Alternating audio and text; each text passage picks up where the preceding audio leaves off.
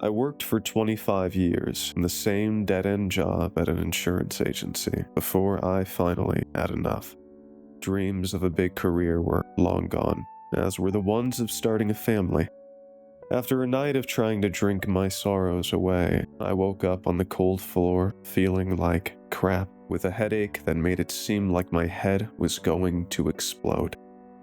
It was then and there that I realized there were only two options left for me: end it all or start over. I chose the latter. I love the ocean. The way it smells, the sunlight sparkles on its surface, the taste, the feeling when you enter it. When I had my big dreams, I always imagined me ending up sailing in my free time. Probably taking the wife and kids along, teaching them all there was to learn about steering a boat. Even if the family part didn't work out, it wasn't too late to make the other part come true. The next Monday, I handed in and submitted my notice of termination. My boss was furious, but I told him to go to hell and burn there.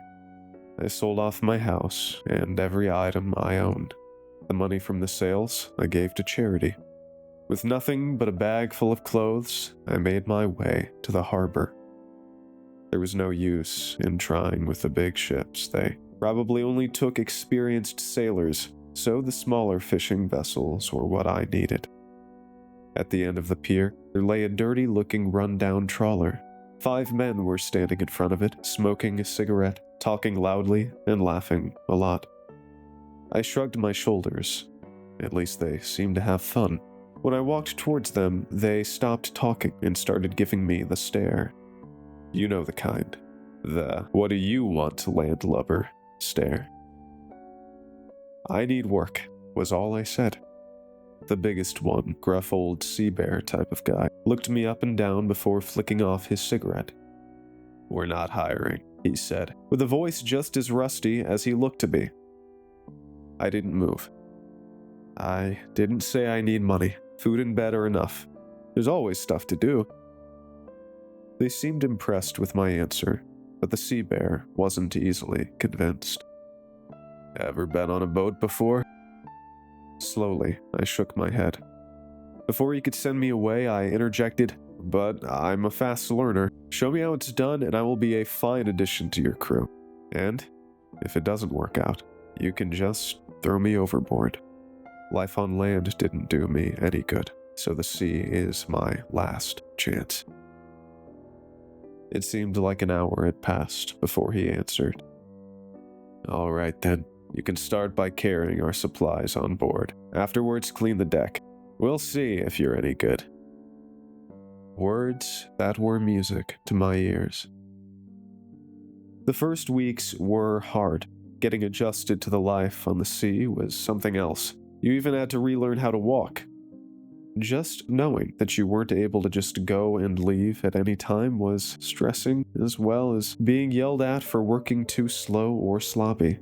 But after the initiation period, things started to look up. I was getting better at everything, and the crew noticed. They started to open up to me. It surprised me that 3 of them had a story similar to mine to tell.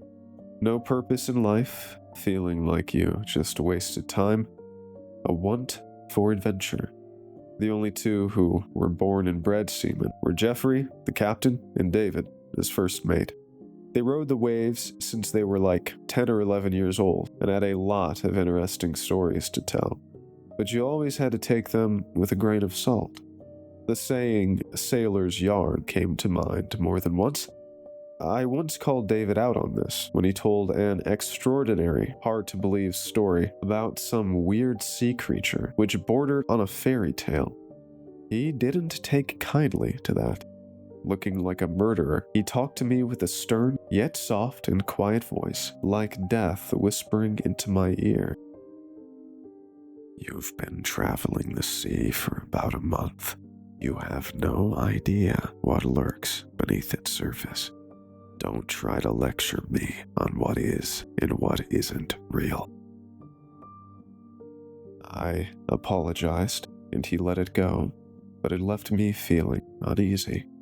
I would have understood if he was simply hurt that I didn't believe his story, but he reacted like he actually believed it himself, like I was the ignorant idiot. Time went by without anything of note to happen. I learned the craft and started to get along with everyone well enough, as close as reclusive people as us can get. It was 3 months after I first left port when Jeff decided to drive out a little further than usual to reach richer fishing grounds in the Northeast Pacific. Everything was in order until the storm hit us. As I mentioned before, I was never the adventurous type, so I hadn't encountered many dangerous situations up to that point, but I could hardly imagine something scarier than a heavy storm on the high seas. The scariest thing is, there isn't much you can do. When you first spot the dark clouds on the horizon, you can try to evade it, but in some cases, the storm travels faster than your boat. Seeing the storm front approach you gives you a feeling of incoming doom, like the armies of hell approaching you. You see the lightning strike and hear the roars of thunder as your fear starts to get worse. When it finally hits you, it's like a smack in the face. Without great means of protecting yourself, you're immediately drenched and become cold to the bone. The heat waves come crashing towards you like walls of terror. You try to keep the boat afloat, but it feels like throwing rocks at giants, and it's not the David versus Goliath kind of fight. But then I saw something that scared me even more than the storm itself. I was securing a cargo box that had gotten loose when a lightning strike illuminated the sky. Behind the wave that approached us, I saw it, a shadowy outline of something. I can't really compare it to anything. It was vaguely humanoid, but unimaginably huge, like a titan from Greek mythology come to life. I was in a state of pure shock, but come the next lightning, the thing was gone, like it had been swallowed by the ocean. I looked around for my fellow crew, but none of them seemed to have noticed. They all were holding on for something to not get washed off the boat.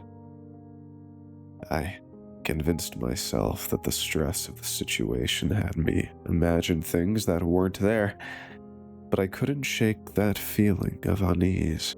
It took some time for the storm to settle down.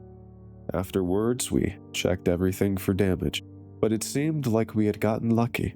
Nothing had been severely broken. But, according to Jeff, we were way off course. It would take us at least another week to reach our destination, and he wouldn't hear our pleas to return to port before we had something to sell. So, business was back to normal. In a quiet moment, I took David, who was reading a book, aside to tell him what I saw during the storm. He didn't laugh at me, as I had expected, but put on a concerned look. After thinking for a while, he told me, "Better not say anything to the others. Let's just both pretend you didn't see anything. No use in worrying them even more for nothing." The next days were calm. We were back on course, and the mood started to lighten up again. We were somewhere south of Honolulu and would reach it within the next 2 days when it was my turn for night watch. Watch perhaps isn't the right word, because even with a spotlight, there's not much to see. I let the light dance off the surface of the sea while desperately trying to stay awake. When my eyelids started to feel heavy and I was about to fall asleep, there was a strange sound that grew louder with each passing second. It was like a rumbling, but I couldn't identify what it was. I turned the spotlight for another sweep of the perimeter, and something hit the boat, rocking it hard, almost flipping it. I nearly fell off board, but managed to hold on to the railing. When we were stable again, I searched for the source of the crash. The beam of light hit something. It looked like a small island, but its structure was unusual, almost perfectly smooth. It looked to be of a greenish color, with hints of dark gray in it. After a while, I realized that beneath the island was a bright glow. The longer I watched it, the more convinced I was it was looking back. It resembled an eyeball, but it was huge. I was shaken to the core. A few seconds later, it was gone, as well as what I took to be an island.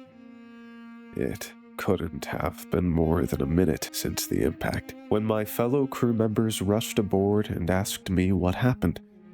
Remembering David's words, I told them a whale hit the side of the ship in passing. They must have interpreted my pale complexion and terrified stare for the result of stress and lack of sleep, because they decided to end my watch early and send me to bed. David didn't say anything, but gave me a look as if he knew I was lying. Needless to say, I didn't get much sleep that night. Hoping we would reach our destination soon, I swore to never set foot on a boat or any other kind of aquatic vessel again.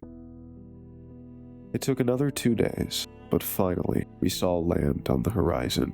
We were overjoyed, even more so when Jeff decided to take a day off on land before we would continue to the fishing grounds. We were already discussing what to do first once we got off the boat, when the scenery changed in an unusual way. It seemed as if the ocean was bending upwards from around a certain point. It was still early in the day and kind of misty, so at first we thought it was just an optical illusion, but the bend grew higher and higher when suddenly the tip burst, and for a split second we saw what I know now I saw twice earlier in its full form. Some kind of gigantic, horrific creature which defied any description. It looked like it was born straight out of a nightmare, outlandish and weird. I wouldn't even know how to start to describe it. It cast a shadow over us, almost completely blocking out the sun, and let out a scream that made our blood freeze in our veins. As it emerged, it produced a huge tsunami that moved in every direction, blocking it from view. We couldn't do anything, too shocked by what we had witnessed, and were caught in the monster wave. It took us with it for many miles, before crashing above us, breaking our boat apart. I regained consciousness sometime later. I didn't know if it was days or even weeks. Apparently, I was lucky enough to land on a large piece of our boat that didn't sink, which was cast in the direction of the west coast of the USA. I was found by a rescue helicopter of the Coast Guard. They provided first aid and took me to a hospital. It turned out that remnants of the tsunami caused by the creature had hit the land.